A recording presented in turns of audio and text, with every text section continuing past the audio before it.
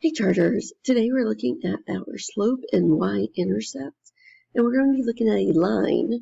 So the first ones we're doing are our linear equations, and we're going to be looking at where in the equation we're going to find our slope and y-intercept and how to put that on a graph. So the first part we're going to look at is the slope. Let's talk about the definition of this first. And when we're talking about the slope, we're talking about how steep a line is. So the steepness of a line, how quickly the line rises or falls as it travels across the graph. And we talked about that yesterday on how to find the slope looking at the graph. So today we're going to do the opposite. We're going to talk about how to graph the slope. And when we look at our equation over here, this y equals mx plus b, we talked yesterday about how m is the letter that we use to represent slope. So when we're looking at the equation, this number that's being multiplied times our x, that's going to be your slope.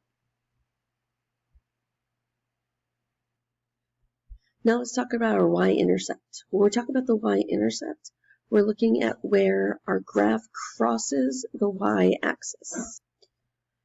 Now this could actually be 2 points or 3 points, depending on what the graph looks like. Since we're working with lines right now, there's only going to be 1 point where we cross the y-axis, and that's going to be our y-intercept. Now keep in mind, when we're looking at the y-axis on a graph, your x value is always going to be 0. Oops.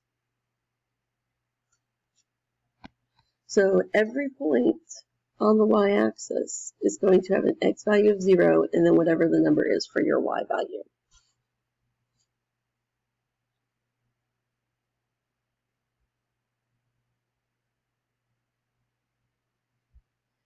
When we're looking at our equation, that is what we're going to see as this constant that's being added or subtracted onto our equation.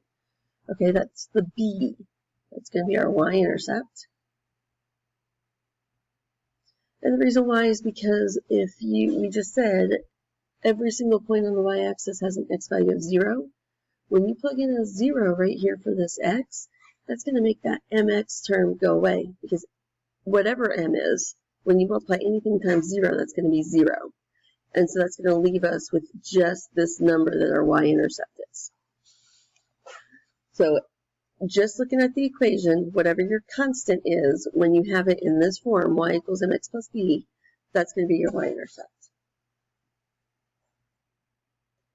And then our last definition is our x-intercepts. These are your points where the graph crosses the x-axis.